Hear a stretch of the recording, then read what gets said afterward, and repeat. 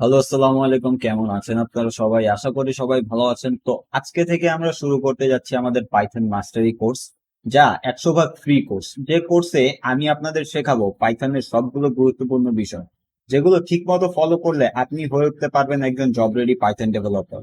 এবং এই ভিডিওতে আমরা দেখব যে আমাদের কোর্সের মূল উদ্দেশ্য কি এবং কোন সকল বিষয় এই কোর্সের মধ্যে কভার করা হবে। তো চলুন দেখে নিন। তো প্রথমে আমরা দেখব course objective. This course is aimed at complete beginners who have never programmed before, as well as existing programmers who want to increase their career option by learning Python. By the end of the course, you will be able to apply in confidence for Python programming jobs. And yes, this applies even if you have never programmed before. With the right skills, which you will learn in this course, you can become employable and valuable in the eyes of future employees. এই কোর্সগুলো মূলত আমি এইভাবে design করেছি যাতে programming এ একদম নতুন যারা, তাদেরও কোনো প্রবলেম না হয় এই কোর্সটি ফলো করতে। আর আরেকটি বিষয় হচ্ছে, হয়তো আমাদের এই কোর্সটি ইউটিউবে থাকা অন্য অন্য কোর্সের চেয়ে একটু লং হতে পারে। কারণ হচ্ছে আমরা পাইথনের কোনো বিষয়ই এই কোর্সে স্কিপ করব না যেগুলো গুরুত্বপূর্ণ।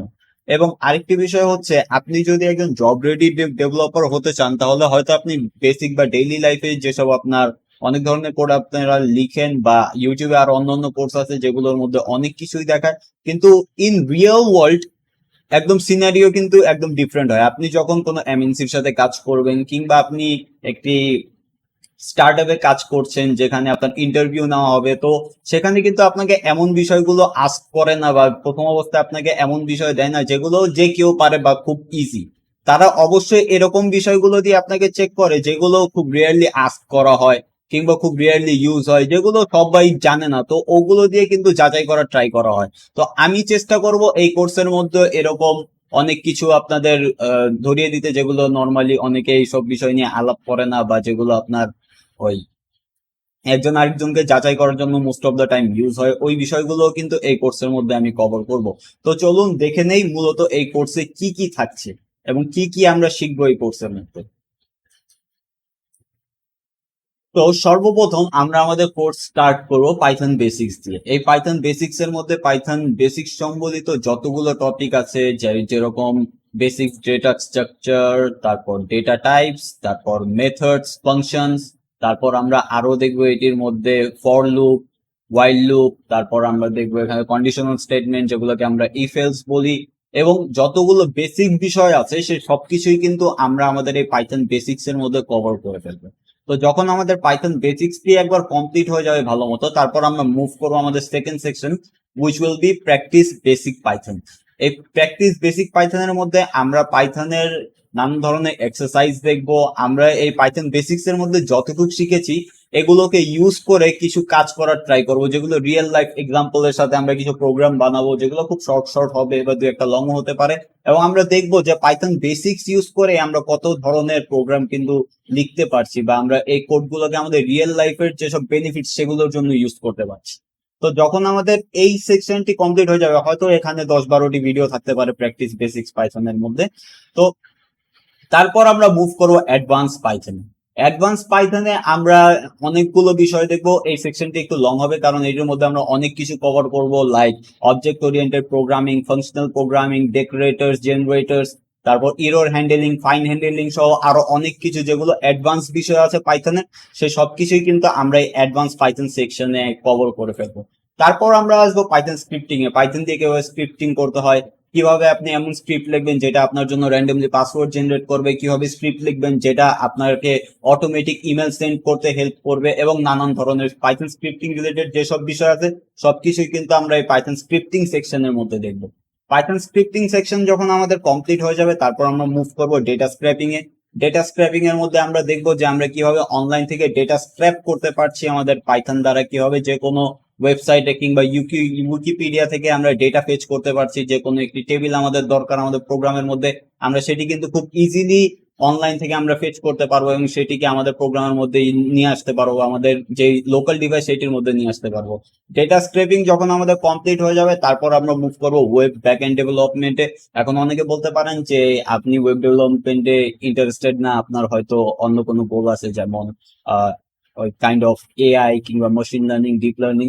বাট বিষয় হচ্ছে যে আপনি যখন একটি ইকোসিস্টেমের মধ্যে থাকবেন, সেখানে কি কি কিভাবে কাজ করছে সেই সম্বন্ধে আপনার ন্যূনতম হলেও জ্ঞান থাকা দরকার। আপনি যদি একজন মেশিন লার্নিং এক্সপার্টও হয়ে যান, পরবর্তীতে আপনার যদি ন্যূনতম এই পাইথনের যে ব্যাকএন্ডের যে জ্ঞান এটি যদি না থাকে, তাহলে হয়তো তখন আপনার প্রবলেমে পড়তে হতে পারে। যখন আপনি কোনো মেশিন লার্নিং মডেল ডিপ্লয় করতে যাবেন, তখন হয়তো আপনাকে অন্য কারো হেল্প নিতে হবে। আপনার যদি একটু জেনারেল নলেজটা থাকে, অত ডিপ ডাইভ নলেজ থাকার দরকার নেই। আপনার যদি ফ্লাস্ক কিংবা জ্যাঙ্গো সম্বন্ধে একটি বেসিক নলেজ থাকে যে কিভাবে একটি মডেল আপনি ডিপ্লয় করতে পারেন, কিভাবে মূলত একটি নর্মাল একটি বলতে পারেন বেসিক ব্যাকএন্ড কিভাবে দাঁড় করাতে হয়, এই বিষয়গুলো কিন্তু আমরা ওয়েব ব্যাকএন্ড ডেভেলপমেন্টে দেখে ফেলবো। এখন ফ্রেমওয়ার্ক জ্যাঙ্গো ইউজ করব বা ফ্লাক্স ইউজ করব সেটি এখনো আমি ডিসিশন নেইনি। সেটি হয়তো যখন আমরা ডেটা স্ক্রেপিংটা শেষ করে ফেলবো, মানে এই সেকশনটা শেষ হলে তারপর আমরা একটি পোল করব, পোলের মধ্যে। তবে আমার বেশি ইচ্ছা আছে ফ্লাস্ক দিয়ে করার, কারণ ওটা একটু ইজি টু আন্ডারস্ট্যান্ড এবং খুব যতটুকু দরকার পড়ে একজন মেশিন লার্নিং এক্সপার্টের জন্য ফ্লাস্কে ইনাফ থাকে। তাও আপনারা যদি বলেন জ্যাঙ্গো, তাহলে অবশ্যই জ্যাঙ্গো ইউজ করব। তো পরবর্তীতে যখন আমাদের ওয়েব ব্যাকএন্ডও দেখা হয়ে যাবে, তারপর আমরা মুভ করবো অটোমেশনে, যেখানে আমরা দেখবো যে আমরা অটোমেশন টেস্টিং কিভাবে করি। এখানে আমরা টুলস হিসাবে হয়তো ইউজ করতে পারি সেলেনিয়াম ইউজ করে আপনি দেখতে পাবেন যে কিভাবে আপনারা আপনাদের ব্রাউজারকে অটোমেশন করতে পারছেন, কিভাবে ক্রস ব্রাউজার টেস্টিং করতে পারছেন আপনার যেই ওই অ্যাপ্লিকেশন আছে, ওয়েব অ্যাপ্লিকেশন আছে সেটির উপরে, এবং আরো অনেক বিষয় অটোমেশন রিলেটেড যত কিছু আছে সবকিছুই কিন্তু আমরা এটির মধ্যে কভার করে ফেলবো। তারপর আমরা যখন আমাদের অটোমেশন কমপ্লিট হয়ে যাবে, তারপর আমরা আমাদের এই এতদিনের যত জ্ঞান আছে, মানে এই পাইথন বেসিক থেকে প্র্যাকটিস থেকে অ্যাডভান্স পাইথন থেকে web backend data scraping Python scripting সহ যতগুলো নলেজ আমরা গেইন করব এই আমাদের জার্নির মধ্যে, এই সবগুলোকে ইউজ করে আমরা 10টি কিংবা 12টি পাইথন প্রজেক্ট বানানোর ট্রাই করব, যেগুলো এরকম না জাস্ট হালকা পাতলা স্ক্রিপ্টিং দিয়ে একটি প্রজেক্ট, এরকম না, আমরা মোটামুটি এন্টারপ্রাইজ লেভেলের কিছু প্রজেক্ট আমরা রেডি করার ট্রাই করব, যেগুলোকে আপনি আপনার গিটহাব প্রোফাইলে শো করতে পারেন।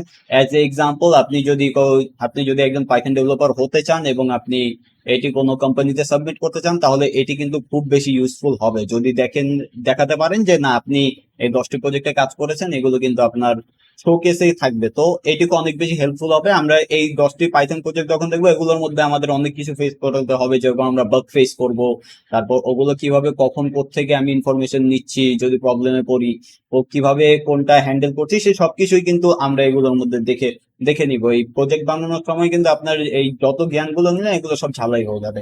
পরবর্তীতে এই 10টি প্রজেক্ট যখন একবার কমপ্লিট হয়ে যাবে, তারপর আমরা মুভ করবো career with Python, interview question etcetera. যেমন এই সেকশনের মধ্যে আমরা দেখার ট্রাই করব যে পাইথন দিয়ে কি কি অপরচুনিটি আছে। এখন আপনি একজন পাইথন ডেভেলপার হওয়ার পর কতগুলো স্কোপ আছে আপনার কাছে, যেখান থেকে আপনি আর্ন করতে পারেন, যেখানে আপনি আপনার নিজের ক্যারিয়ার সেটেল করতে পারেন। এবং যদি আপনি কোনো রিমোট ওয়ার্ক নিতে চান, যে বাসায় বসে আপনি জব করবেন, কিংবা আপনি চাচ্ছেন যে রিলোকেট হতে, আপনি একটি জব নিয়ে হয়তো বাইরে চলে যাবেন, বা সেই সম্বন্ধে কোন ওয়েবসাইট গুলো হেল্প করে, কোন মাধ্যমগুলো হেল্প করে, কিভাবে একটি ভালো রেজিউমে লিখতে হয় একজন পাইথন ডেভেলপার হিসেবে, তারপর কোন ধরনের ইন্টারভিউ কোশ্চেন করে, ডেটা স্ট্রাকচার অ্যালগোরিদম কি দরকার আছে কিনা, কতটুকু যদি দরকার থাকে কতটুকু দরকার আছে, সেই সকল বিষয় কিন্তু আমরা আমাদের এই সেকশনটির মধ্যে কভার করে ফেলবো। তো মূলত এই যে আমাদের যে কোর্সটি, এটি ফুল একটা গুড প্যাকেজ থাকবে পাইথনের, কারণ পাইথন রিলেটেড যতগুলো বিষয় আছে আমি আমার এক্সপিরিয়েন্সে যতটুকু জানি, আমি মোটামুটি অনেক ঘাটাঘাটি হয়েছে আমার লাইফে পাইথন নিয়ে। তো যতটুকু আমার মাথায় নলেজ আছে, বা আমি ট্রাই করবো রিসার্চ করে আপনাদের একদম ফুল প্যাকেজ দিতে, যাতে আপনাদের পাইথন রিলেটেড কোনো কোশ্চেন না থাকে, বা আপনাদের পরবর্তীতে কোথাও আপনি স্টাক না হয়ে যান এবং আপনার অন্য কোথাও সার্চ করতে না হয় যে এই বিষয়টি দেখিনি, এই বিষয়টি দেখে নেই, বা এই বিষয়টির কি আমি কখনো শুনিনি পাইথন রিলেটেড। তো আপনাদের যতটুকু জানা দরকার ইনশাআল্লাহ আমি ট্রাই করবো যে সবটুকু নলেজ যাতে আমি আপনাদের দিতে পারি। তো এই ছিল আজকের ভিডিও। এর পরের ভিডিও থেকে কিন্তু আমরা পাইথনের জার্নি স্টার্ট করবো। হোপ আপনারা সবাই সেই ভিডিওগুলো দেখবেন, এবং ভিডিওগুলো যদি ভালো লাগে তাহলে অবশ্যই লাইক করবেন, কমেন্ট করবেন, যেগুলোতে আমার মনোবল বাড়বে এবং আমি আরো বেশি অনুপ্রেরণা পাবো ভিডিও আপনাদের জন্য বানানোর জন্য। তো আজকের জন্য এই ছিল। এই ভিডিওটি যদি ভালো লাগে তাহলে অবশ্যই লাইক বাটন প্রেস করবেন, আর যদি চ্যানেলটিতে নতুন হয়ে থাকেন তাহলে অবশ্যই সাবস্ক্রাইব করবেন এই অ্যামেজিং কোর্সটি সম্পূর্ণভাবে কমপ্লিট করার জন্য। দেখা হচ্ছে নেক্সট ভিডিওতে, ততক্ষণ অবধি আল্লাহ হাফেজ।